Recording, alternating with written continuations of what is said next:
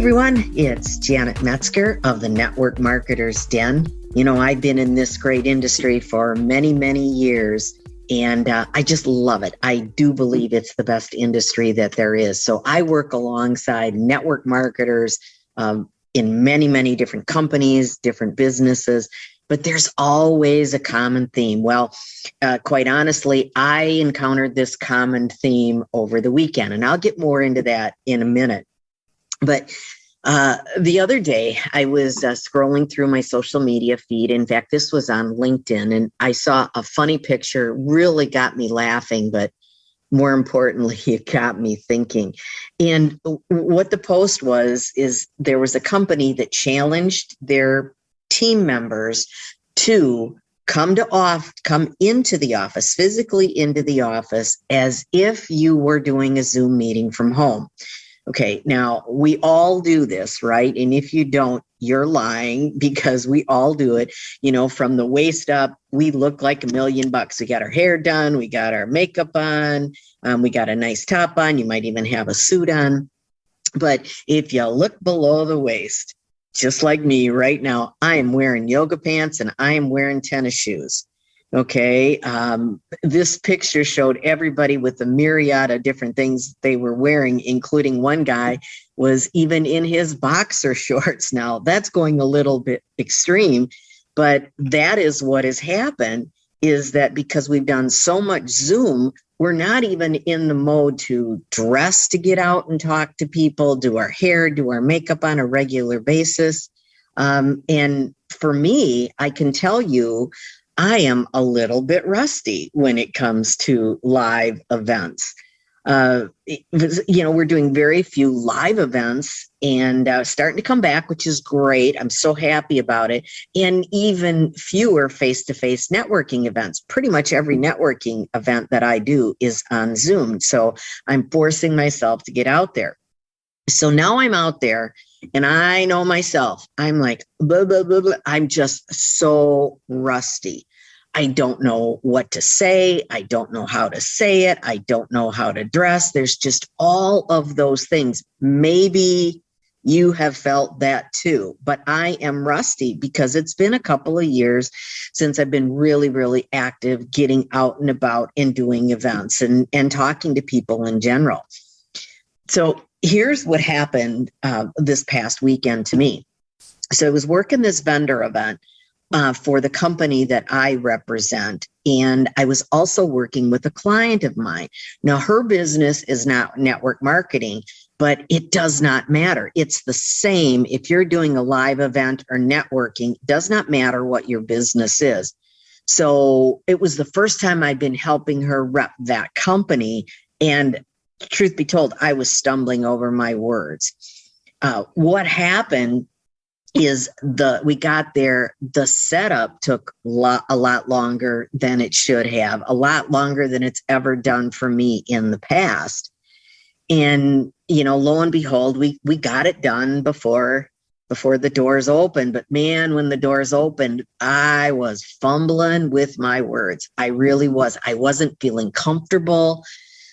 I felt like I didn't have the right things to say. Now, I have to honestly say that I don't think anybody else realized it, but I knew, man, I was not on my game. I was not on my game. It was almost like I had never done it before, like I'd never done a vendor event. I mean, my goodness, in 20 plus years in this industry, you can imagine, done a lot of vendor events. But I was rusty. I was really, really rusty. Not only was I rusty, I was actually nervous. And I'm never nervous to talk to people at events. You know, even though I'm an introvert, I'm confident enough and I know what to say, but I was genuinely nervous. I was nervous to the point where I was like, oh, please don't come. Please don't stop at our booth, you know, and that's not where we want to be. I know it's crazy, but we all go through that. So I really made this mistake that I hope you can avoid. I made the mistake that I was thinking that doing an event of any sort or any networking is kind of like riding a bike. You can just get right back on. Well, not. Okay. Yeah. It's like riding a bike, only I fell off the bike a lot of times and scraped my knees and my elbows. So, no matter how long you've been in the business, that's not the case. Even if you just did a vendor event, a week ago, 2 weeks ago, there is some rust that we've got to get off. So, I made that mistake thinking that it's just like riding a bike, and it's not like riding a bike. You're going to be falling off. So what I did is I made this mistake that I don't want you to make. I did not practice what to say. I did not practice before I got there. I didn't practice to say what it's different when you're doing a live event. It is totally different, because when you're doing a live event, you got to be able to pivot. You got to know what to say on the spot. It's not like you can just stop everything. When it comes to Zoom, heck, I'm doing it right now. I've got my notes in front of me. In a live event, you're not always going to have your notes. So you've got to be able to rattle things off the top of your head without notes. So really, really important that you practice it. So you can't just be standing there and say, hey, just a second, let me look at my notes of what I'm going to say. It doesn't work that way.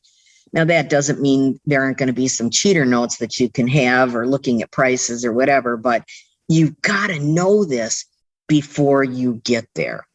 So how do you get back into the swing of things for live events? I truly had to pivot. So I don't want you to have to pivot like this. So the first thing is, and you know what I'm going to say, you've got to prep and you've got to practice.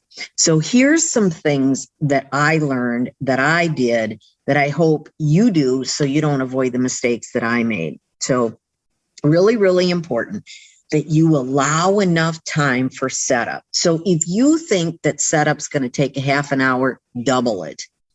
Because there's always something. Maybe the table doesn't set up right. Maybe you don't have this with you. But you know what? What I had done in the past that I didn't do this time, that I will always do, is I spent way too much time setting up. But what I would do in the future is I would actually do a mock setup. I would take the kitchen table at my house, put the cloth out, etc., and arrange it. Okay, that way I know what it should look like. Of course, I'm going to take a picture of it. But when I go to pack up, I'm going to have everything that I need to make sure that that looks great. Oftentimes I see people bring in all these things and they're pulling this and pulling that. No, why do you want to carry all of that? So do a pre-setup. It will save you a ton of time when you do the actual meeting. Then you take a picture. So for the next time you do the event, or any event, you've already got it. And here's what's really great about doing that is it becomes duplicatable. You can share this setup with a team member, okay? But encourage them to practice the setup first. So do that prep, do the setup before you even get there, and see what it is, what it looks like, what you need. Maybe you need to add some height, whatever the case may be. Here's to me, a big bonus is I'm not carrying stuff in that I don't need. And it's not even so much about carrying in. For me, it's about, I got to carry this stuff out. We all know what it's like at the end of an event. You just want to hurry up and get out of there. Everybody does. It's a long, exhausting day. It's a great day, but the less you have to carry in or out, you will be so much fresher for your presentations. So you got to prep, but you got to practice. You got to practice, practice, practice. Did I say you have to practice? You absolutely do. Now, the mistake that I made was I'm working with a new company. I'm helping out this client. And I assumed, shame on me, that I could just wing it. I've done this for many, many years. And man, was I wrong.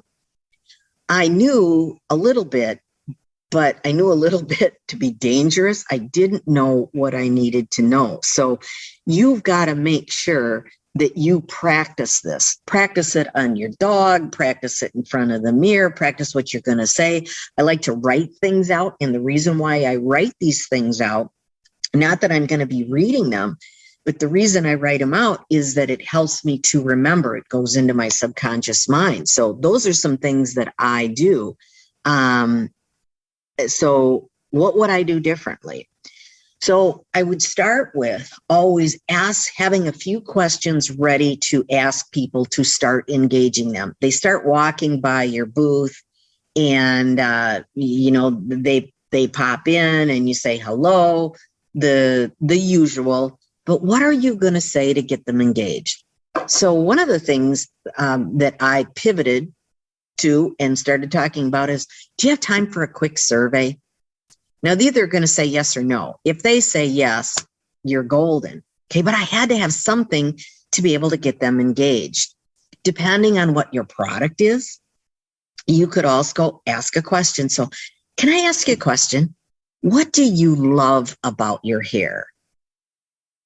Now, see, most people would say, what do you dislike about your hair? No. I want to be positive. What do you like about your hair? Guess what? They always go to the negative. Oh, wow. Well, if I could show you something if you want to do something about that, I've got a product that can help you. So I have found out what the problem is. So I've got to be able to talk about the products, and I've got to be able to talk about that earning opportunity. But first, I got to get them in there. Okay, so I got to have some questions. And for each product that you have, you've got to know what problem is it that you solve. So you can't just say, oh, here's our shampoo. You've got to be able to talk about, what problem is that it solves, because people are buying solutions. Okay, so make sure that you know the minimums on the products. You're not going to know each and everything, every single ingredient, but talk about what the benefits are, not the feature. This is the problem that it solves. You're not going to be able to talk about them all. So sometimes you just have to say, what is your biggest concern with your skin, your hair, or whatever the case may be? So you really know that inside and out. But you've got to find out as fast as you can what the products are, or their problems are, so you can recommend the product. So, if they don't have a problem, just be polite. Well, thank you. I'm so glad you don't have that challenge. So many people do. If you know of anybody, let them, have them get in touch with me, or let me speak with them for you. You've got to be able to know what problem that you solve with these products that you've got out there. And yes, you can have a cheat sheet. You can say product A does this, product B, but realistically, you need to know this off the top of your head. And the only way you're going to know that is if you practice it. Now, when it comes to the earning opportunity, the biggest mistake that I see people do at an event is they go right for the throat. They go right into the earning opportunity. What you need to do is you need to have a bridge. You've got to know how to go from A, where you're talking about product or whatever, to introducing the earning opportunity. So you've got to work on your bridge. The bridge is a huge part of your business. That's something that I teach in my coaching classes. But you've got to be able to go from chit chat to talking about the business, or from chit chat to talking about the product. You've got to have that bridge ready. So it can be as simple as, can I ask you a question? And most people will say, sure. If it's earning, what's your ideal career? What are you doing now? What do you like best about your job? What do you like least? And you hear what they like least. I'm not sure if this is for you or not, but I think I might be able to help you with that. Okay, so, but you have to know right off the bat, you're not going to be able to do a whole presentation right then and there. You can set up an appointment for the next one, or maybe you can say, hey, if you got 10 minutes, I can share a little bit more. That's all you need to do. But it goes without saying, that's a whole nother podcast, is you got to know who you're talking with. That's why the survey works so good, because you get a name and a phone number and an email. You know what? You got to do that. You got to do that. But if you don't have those questions and that bridge ready, like I didn't, you're gonna make a mistake. See, what I had to do was I had to be able to pivot, and I had to start warming up to get back to these things. You know, it's in my DNA. I've done it enough times, but I did fumble. So what I did to overcome it so I could get up to speed quicker is I practice with my client and say, what if I said this? What if I said that? Okay. And she said, great. Well, then that really wasn't realistic. Okay. And then I'm like, okay, come to the booth. Well, you know how that goes. When you want them to come to your booth, they're not coming to your booth. So what I did is I got out and I went and talked to all the vendors, and I practiced with the vendors. Okay. I can't control who's going to come to the booth, if anybody. And so I just went out and practiced on others. And what I did is I started out asking about their business. So I had these type of questions prepped before I even got out there. I did it. I wrote some down. It was all about them. I asked them about their products, about their business, et cetera, et cetera. And I said, oh, that's really great. You know, I'm so glad I was able to get out and about and talk to you. We have a booth over there. Well, guess what? What's your booth? So then I was able to practice. And of course, I invited them over to our booth. So here's the thing about an event or networking, whatever it is. No matter how many you have done in your career, no matter if the one that you did was the weekend before, you know, not 2 years like it was for me, you need to practice beforehand. You have to prep beforehand. You don't want to be practicing on people that are coming to your booth. Believe me, because what if you've got a hot prospector, you've got somebody that's going to spend a bunch of money, you know, wants to place a big order, you could be blowing it. So don't practice on people that are coming to your booth. Practice beforehand. And if you were like me, where you were a little gun shy, if you will, to go out and talk to people and what to say, and it's only because I didn't practice, I didn't have that confidence. But if you're like me, and it's still a little, every once in a while, I'm like, ooh, I got to talk to these people. I sit there and I go, why am I here? What is my objective? And when I remember my why and my what, it always helps me to kind of get over those willies and butterflies, and I just get right back out there and talk to folks. So I have another event this coming weekend, and I can tell you, I will be prepping. I'll be setting up the table down in my office and making sure that I have everything and not too much. And I will be practicing. I will be writing out what I'm going to say. So I do practice what I preach. I just forgot what I know. So events are awesome. Events can make a huge difference. They're a great chance to have an influx of leads. It's not just about what you're doing now, but it'll help carry you for a few weeks with your business.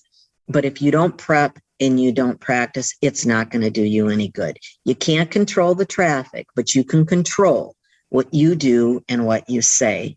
So you can dust off the rust, but it takes time, it takes prep, and it takes practice. So this is Janet Metzger of the Network Marketers Den. Join our Facebook group called the Network Marketers Den and check out what we offer, because my whole mission is to help you, the network marketer, the direct seller, grow their business and achieve their goals and dreams. So this is Janet Metzger of the Network Marketers Den, and I'll see you in the next episode. Take care.